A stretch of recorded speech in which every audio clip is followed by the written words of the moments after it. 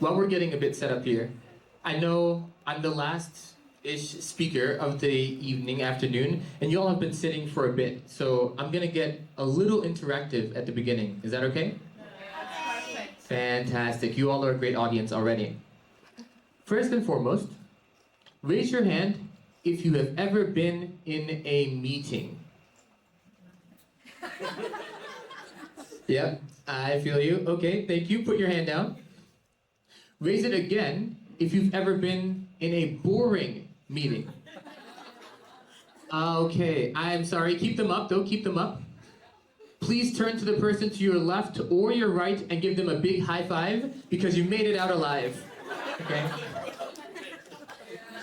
Yeah, we made it. Yeah, you did make it. Boring meetings are so horrible, aren't they? They're the worst. I can actually remember the last time that I was in a boring meeting and I was leading it. Yeah. You see, it was the last preparation meeting that I was having with a brand new team. And we were getting ready to plan a 5-hour training for about 40 people. I got everyone online the day before the event. I explained to them my vision for the training. I explained to them how they could contribute value to the training. I showed them what the venue looked like, everything. Every single thing they needed to know, I explained to them in 40 minutes. Yes. I talked at my team for 40 minutes. Once my 40-minute spiel was over, I wanted to know if there was anything I had overlooked, so I asked them the question that comes at the end of every meeting, especially the boring ones. Any questions? What do you think? Did I get questions? Yes or yes? No. You all are very experienced meeting attendees. I got no questions. Everyone's mic remained off. Their faces blank or frozen. I couldn't tell it was an online meeting. But after a few seconds, I said, "All right, meeting adjourned." And as I went to sleep that night, I thought to myself, Akeel, you're a genius. Because you covered everything that they needed to know. Nothing could possibly go wrong. We'll get back to that in a second. But as you all have just shown, we've all been on one side or another of this situation. Maybe it was a meeting, maybe it was a parent or a teacher who gave you a long list of instructions. And at the end they said, "Any questions?" I found that in the majority of situations, this question just leads to a very long, very uncomfortable silence. However, there is one question that I found whenever I ask it anywhere in mainland China.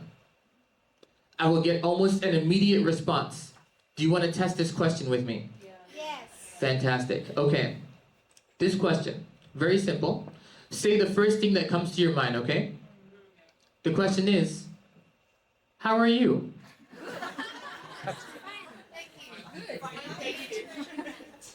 I'm fine, thank you. Yes, I'm fine too.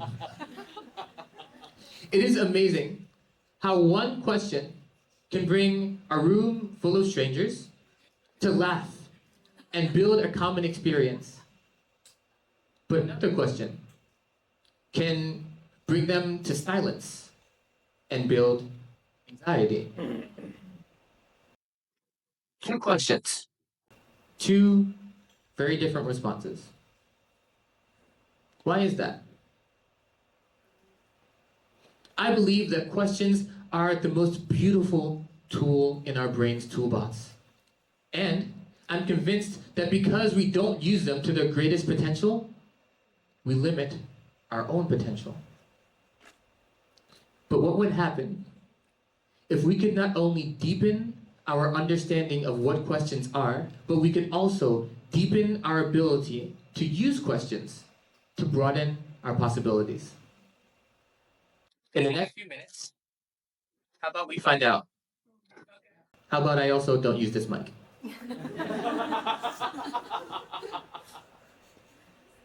You see, I was trying to figure out what exactly is a question.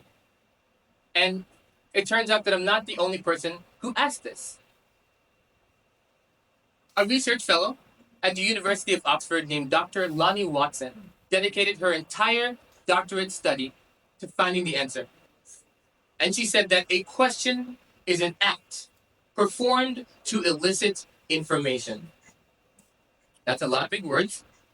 So if we say it another way, a question is a tool that we use to gain knowledge. I'll say that again. A question is a tool that we use to gain knowledge. You all don't seem very amazed. No. You know what? I don't blame you, because I wasn't that amazed either. I feel like this makes sense, right? If I say, do you have time? How do I look? Do you want to get dinner tonight?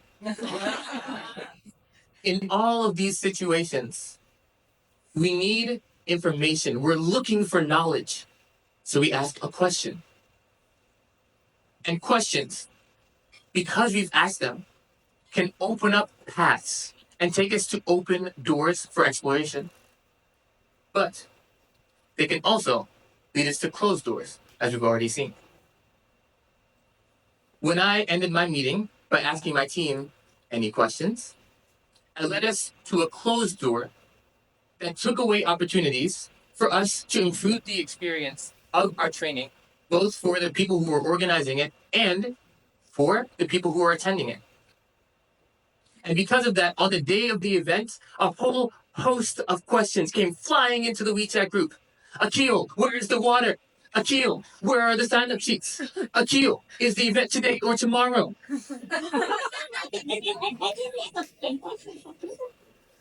I was so frustrated and angry. It was clear that some questions were left over from the meeting the night before. So why didn't they ask them when I prompted them? Have you ever found yourself in this situation? It's quite common.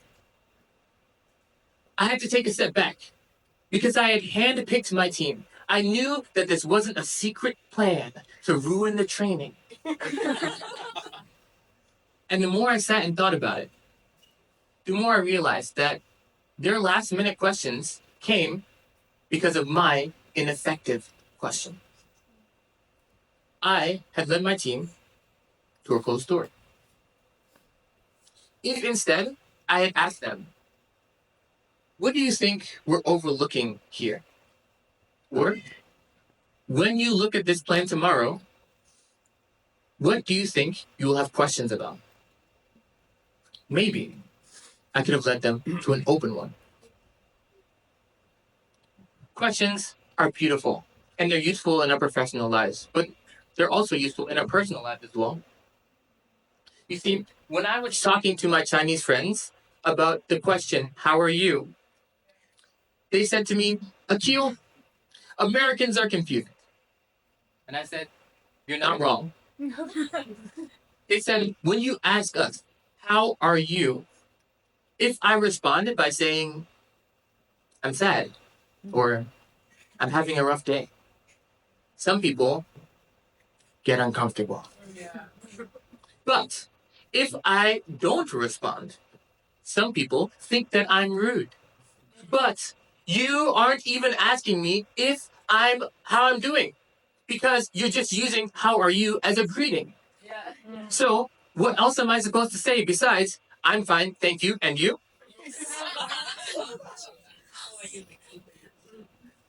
This realization hit me like a brick. And it forced me to think even more about what other questions we might not be using effectively. For example, one of them is, are you okay? Can you all remember the last time that you felt overwhelmed or sad? All of that weight pushing down your shoulders. Pressure building in your chest. When you ask someone who's dealing with these heavy feelings, are you okay? The answer you're probably going to get is, I'm fine. Some people might be thinking, but Akeel, if I have a close relationship with that person, if they really trust me, they will open up. They'll tell me whether or not they're really okay. And I agree. I think this is true. You can't force someone to open up to you if they've decided that they don't want to. This is also why I think that asking better questions can open up more possibilities. If instead of asking, are you okay? You asked instead, can I give you a hug? Or, do you need to be with someone right now? Maybe, just maybe, this could open up an opportunity for a deeper conversation, a deeper relationship. The same is true for the question, do you need help? If you see someone who's obviously overwhelmed, maybe they're carrying many things physically, or maybe they're juggling many things in their mind. Asking, do you need help? Might get you the response, I'm fine. Because they have so many things going on in their minds that to have to figure out how you can help them deal with what they're dealing with is a lot. What I found is that if we take a step back and think about what can I do to help this person and offer to do that instead, we are much more likely to be much more helpful to the person we're talking to. I remember I had a friend who was hosting a public speaking event. He was in charge of making sure the judges were in the right room, making sure the students were in the right room, making sure the ballots were coming back, making sure late students knew where to go, making sure parents were angry. He was juggling 5 different things at the same time. If I had walked up to him and said, do you need help? He would have had to stop and think, what can Akeel do? What do I not need to do? What can I say to Akeel so that he knows what to do? How can I make sure Akeel will do it the way that I want it to be done? 4 new things to think about on top of all the other things he's juggling. So, what I said instead was, hey man, I'm pretty free, and I don't mind running up and down the stairs. Can I help you collect the ballots? His face lit up, and he said, yes, thank you, that would be amazing. Reflecting what I can do and offering to do that specific thing made a much bigger difference. Being able to ask better questions, more effective questions, can help us to build stronger relationships and get better results in our personal and our professional lives. Now, I am not really quite sure of how to build the most effective question, but I do have one place where we can start. If we go back to the idea of a question, we said a question is a tool that we use to get information. So an effective question is a tool that gets us the information that we want to get, right? In this case, what we can do before we go into a meeting, before we plan a presentation, before we go into any interaction where we will be asking or receiving a question, take a breath and ask yourself, what do I need to know? When we can get the knowledge that we need to know, it gives us the information that we need to have to make the decision that we need to make. And I know this is true because I've seen it in my own life. In the summer of 2022, my wife, my girlfriend, and I had been through over 2 years of constant changes. We had been through job changes, school changes. We had gone to different apartments. There were a whole host of other things that were happening. But throughout that, We laughed, we loved, and we continued to learn more about the world and more about each other. So when it came time for me to pop the question, I didn't ask, "Will you marry me?" Because that's not what I wanted to know. On July 28th, 2022, I sat my then girlfriend down on the couch.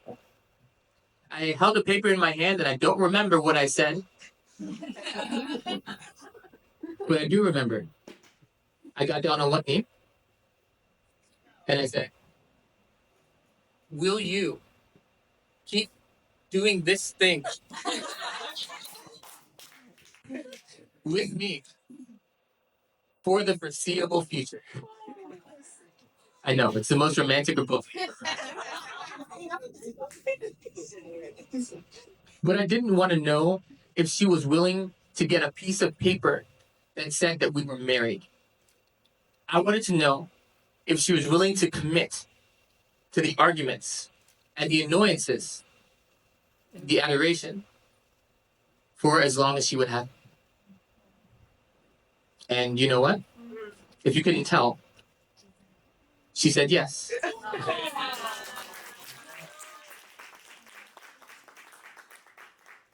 Then she asked if this means that we were engaged, and then I said yes.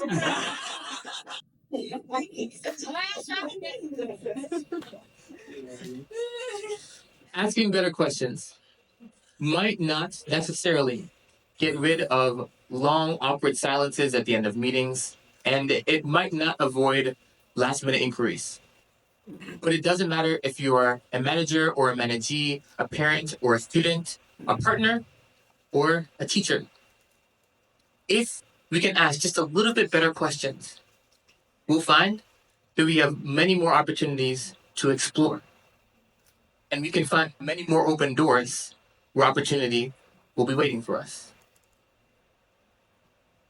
So before I wrap up today, I have to ask you all, are there any questions about asking more effective questions?